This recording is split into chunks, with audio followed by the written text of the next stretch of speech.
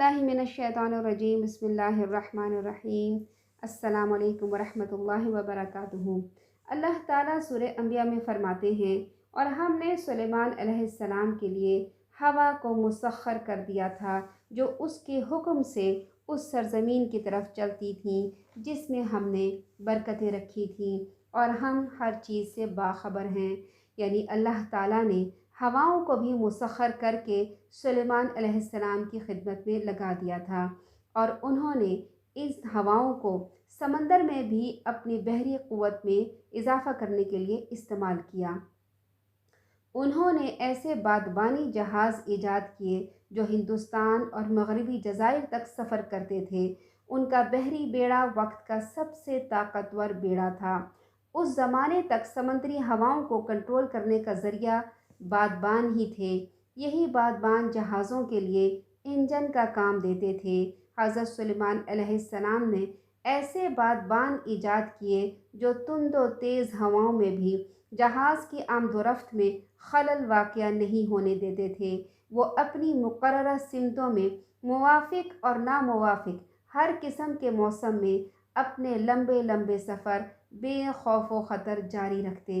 ये चीज़ चूँकि अल्लाह की सिखाई हुई थी, इस वजह से फ़रमाया, हमने सुलेमान अलैहिस्सलाम के लिए तुंद हवाएं मुसख्खर कर दी थीं जो उसके हुक्म से चलती थीं। इसी तरह हवा उनका शाही तख़त लेकर उड़ती थी। उनकी फ़ौज तख़त पर सवार हो जाती, जिसमें इंसान, जिन्नात और दीगर जानवर भी होते। फिर उन पर परिंदे साया कर देते। उलमाए कराम कहते हैं कि 1 लाख की फ़ौज होती, और फ़ौज का सामान भी तख़त पर होता। इतने बड़े लश्कर को लेकर हज़रत सुलेमान अलैहिस्सलाम हवा को हुक्म देते, वो उनका तख़त उड़ा कर ले जाती। आज के दौर में एक बड़ा तैयारा जिसमें ज़्यादा से ज़्यादा मुसाफिर कितने आ सकते हैं, वो है एयरबस, जो हमारी दुनिया में 853 मुसाफिर को लेके जा सकता है। तो उस वक़्त की टेक्नोलॉजी, हज़रत सुलेमान अलैहिस्सलाम की टेक्नोलॉजी और साइंस आज के दौर से कहीं ज़्यादा थी। इसी तरह हज़रत सुलेमान अलैहिस्सलाम सफ़र कर रहे थे, तो जहाँ पानी होता था वहाँ ठहर जाते थे। पानी की तलाश का काम हुदहुद के सुपुर्द था। हुदहुद फ़ौज में पानी ढूंढता था और बतलाता था कि पानी कहाँ है। ज़मीन के अंदर का पानी उसे इस तरह नज़र आता था जैसे ज़मीन के ऊपर की चीज़ें हम लोगों को नज़र आती हैं। हज़रत सुलेमान अलैहिस्सलाम जंगल में होते, उससे दरियाफ़्त फरमाते पानी कहाँ है, वो बतला देता, फ़लाँ जगह पानी है, इतना नीचे है या इतना ऊंचा है। हज़रत सुलेमान अलैहिस्सलाम उसी वक़्त जिन्नात को हुक्म देते और कुआं खोद लिया जाता। इसी तरह एक दिन सफ़र में थे, परिंदों की तफ्तीश की ताकि पानी की तलाश का हुक्म दे। इत्तेफाक से वो हुदहुद वहाँ मौजूद न था। उस पर आपने फरमाया, आज हुदहुद नज़र नहीं आता, क्या परिंदों में कहीं वो छुप गया जो मुझे नज़र ना आया, या वाकई वो हाजिर ही नहीं। हज़रत सुलेमान अलैहिस्सलाम के इस हुदहुद का नाम अंबर था। आप फरमाते हैं कि अगर वो वाकई गैर हाजिर है तो मैं उसे सख्त सज़ा दूंगा, उसके पर निचवा दूंगा और उसको फेंक दूंगा कि कीड़े मकोड़े खा जाएं, या मैं उसे हलाल कर दूंगा, वरना वो अपने गैर हाजिर होने की कोई माकूल वजह पेश करे। हुदहुद की गैर हाजिरी को थोड़ी ही देर गुजरी थी कि वो आ गया। उसने कहा, ए अल्लाह के नबी अलैहिस्सलाम, जिस बात की आपको ख़बर नहीं, मैं उसकी एक नई ख़बर लेकर आपके पास हाजिर हुआ हूँ। मैं मुल्के सबा से आ रहा हूँ और यकीनी ख़बर लेके आया हूँ। एक औरत उनकी बादशाहत करती है, उसका नाम बिल्कीस बिनते शरहबील है। ये मुल्के सबा की मलिका थी। लाखों का उसका लाओ लश्कर था। उसकी बादशाही एक औरत के हाथ में है। उसकी ज़मीन का नाम मारिब है। ये सनआ से 3 मील के फासले पर है। हर किस्म का दुनियावी असबाब उसे मुहैया है। उसका नहायत ही शानदार तख्त है जिस पर वो बैठती है, सोने से मुढ़ा हुआ है और जुड़ाव और मरवारीद की कारीगरी उस पर हुई है। ये 80 हाथ ऊंचा था, 40 हाथ चौड़ा था। 600 औरतें हर वक़्त उसकी खिदमत में कमर बस्ता रहती हैं। उसका दीवान ख़ास जिसमें ये तख्त था, बहुत बड़ा महल था, बुलंद बाला, कुशादा, پختہ، مضبوط اور صاف، جس کے مشرقی حصے میں 360 طاق تھے اور اتنے ہی مغربی حصے میں تھے۔ یعنی اس محل میں ایسے طاق تھے، طاق کہتے ہیں ایک الماری کی طرح کی چیزوں کو، جیسے محراب ہوتے ہیں، اندر سے ڈپریشن ہوتا ہے، ایسے ہی طاق ہوتے ہیں۔ تو اس نے 360 طاق بنوائے ہوئے تھے اور 360 اپوزٹ طرف پہ اس نے وہ بنوائے ہوئے تھے۔ اب ہوتا یہ تھا کہ جیسے سال میں آپ کو پتہ ہے کہ 360 دن ہوتے ہیں لگ بھگ، تو ایک دن جب سورج نکلتا تھا تو ایک طاق میں اس کی روشنی جاتی تھی، اور وہ جب ڈوبتا تھا تو اس کے اپوزٹ سائڈ پہ جو طاق ہوتا تھا اس میں غروب ہو جاتا تھا۔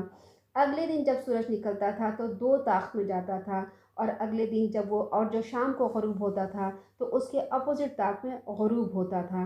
اہل دربار صبح شام اسے سجدہ کر لیتے، راجہ رعایت سب آفتاب پرست تھے، اللہ کا عابد ان میں ایک بھی نہ تھا۔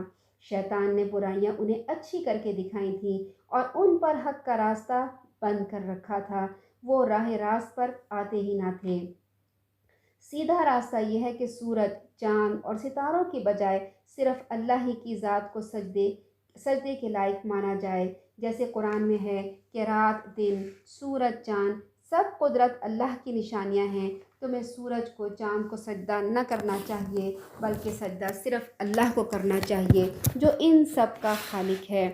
سجدہ اللہ ہی کے لیے ہے جو آسمان کی، زمین کی ہر پوشیدہ چیز سے باخبر ہے اور تمہارے ہر چھپے ہوئے اور ظاہر کام کو جانتا ہے۔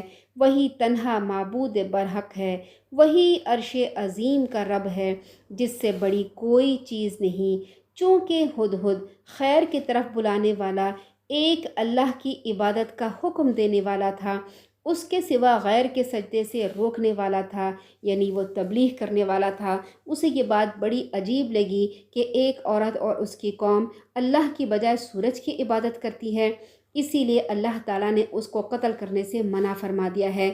مسند احمد کی روایت ہے کہ نبی اکرم صلی اللہ علیہ وسلم نے 4 جانوروں کا قتل کرنا منع فرمایا ہے۔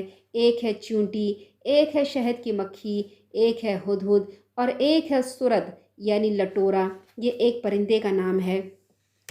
ہدہد کی خبر سنتے ہی حضرت سلیمان علیہ السلام نے اس کی تحقیق شروع کر دی۔ اگر یہ سچا ہے تو قابل معافی ہے اور اگر جھوٹا ہے تو قابل سزا ہے۔ اسی سے فرمایا کہ میرا یہ خط بلقیس کو، جو وہاں کی فرمانروا ہے، ملکہ ہے، اس کو لے جاؤ اور وہاں جا کر اس کو ڈال دو۔ وہاں پہنچ کر بلقیس کے محل میں گیا، وہ اس وقت اپنے کمرے میں تھی، وہ خط اس کے سامنے رکھ دیا اور ادب کے ساتھ ایک طرف ہو گیا۔ ملکہ کو سخت تعجب ہوا، حیرت ہوئی اور ساتھ ہی کچھ خوفزدہ ہوئی۔ خط کو اٹھا کر مہر توڑ کے خط کو کھول کے پڑھا تو اس میں لکھا تھا کہ اے سردارو، میری طرف ایک باوقت خط ڈالا گیا ہے جو سلیمان علیہ السلام کی طرف سے ہے اور جو بخشش کرنے والے مہربان اللہ کے نام سے شروع ہے، یہ کہ تم میرے سامنے سرکشی نہ کرو اور مسلمان بن کر میرے پاس آ جاؤ۔ وہ کہتی ہے کہ میں تو جان گئی کہ یہ خط بڑا مکرم ہے اور کسی باعزت شخص کا بھیجا ہوا ہے۔ پھر خط کا مضمون سب کو پڑھ کے سنایا۔ یہ خط حضرت سلیمان علیہ السلام کا ہے اور اس کے شروع میں بسم اللہ الرحمن الرحیم لکھا ہوا ہے، ساتھ ہی مسلمان ہونے اور تابع فرمان بننے کی دعوت ہے۔ اب سب نے پہچان لیا کہ یہ اللہ کے پیغمبر کا دعوت نامہ ہے اور ہم میں سے کسی میں ان کے مقابلے کی تاب نہیں۔ ان میں کرام کا قول ہے کہ حضرت سلیمان علیہ السلام سے پہلے کسی نے خط میں بسم اللہ الرحمن الرحیم نہیں لکھا تھا۔ بلقیس نے حضرت سلیمان علیہ السلام کا خط انہیں سنا کر ان سے مشورہ طلب کیا اپنے درباریوں سے اور کہا، تم جانتے ہو جب تک تم سے مشورہ نہ کر لوں اور تم میں موجود نہ ہوں تو میں کوئی فیصلہ نہیں کرتی، اب فیصلہ تم لوگوں کے مشورے سے ہوگا۔ اس میں انہوں نے کہا کہ ہم تو لڑنے کے لیے تیار ہیں، ہماری جنگی طاقت بہت زیادہ ہے، ہم تابعداری کے لیے موجود ہیں۔ اس میں ایک حد تک سرداران لشکر نے لڑائی کی طرف اور مقابلے کی طرف رغبت دی، لیکن بلقیس چونکہ سمجھدار، عاقبت اندیش تھی، हुदहुद के हाथों ख़त के मिलने का एक खुला मौजज़ा देख चुकी थी। ये भी मालूम कर लिया कि हज़रत सुलेमान अलैहिस्सलाम की ताकत के मुकाबले में मेरा लाओ लश्कर कोई हकीकत नहीं रखता। अगर लड़ाई की नौबत आई तो मुल्क की बर्बादी के अलावा मैं भी सलामत नहीं रह सकूंगी। इसलिए उसने अपने वज़ीरों और मुशीरों से कहा, बादशाहों का कायदा है जब वो किसी मुल्क को फ़तह करते हैं तो उसे बर्बाद कर देते हैं, उजाड़ देते हैं, वहाँ के जी इज़्ज़त लोगों को ज़लील कर देते हैं। तो क्या करना चाहिए? उसके बाद उसने तरकीब सोची। उसने कहा कि ये मालूम करते हैं कि ये पैगंबर हैं या नहीं हैं। ऐसा करते हैं कि हज़रत सुलेमान अलैहिस्सलाम की खिदमत में हम बहुत से तहाइफ भेजते हैं। अगर उन्होंने हमारे तहाइफ कबूल कर लिए तो हम समझेंगे कि वो एक आम बादशाह हैं, हम उनसे लड़ेंगे। और अगर उन्होंने तहाइफ कबूल नहीं किए और वापस लौटा दिए तो हम समझ जाएंगे कि वो बादशाह नहीं, वो तो पैगंबर हैं। फिर हम उनसे मुकाबला नहीं करेंगे। सुब्हानक अल्लाहुम्मा व बिहम्दिका नशहदु अल्ला इलाहा इल्ला अंता नस्तगफिरुका व नतूबु इलैक। अस्सलामु अलैकुम व रहमतुल्लाहि व बरकातुहू।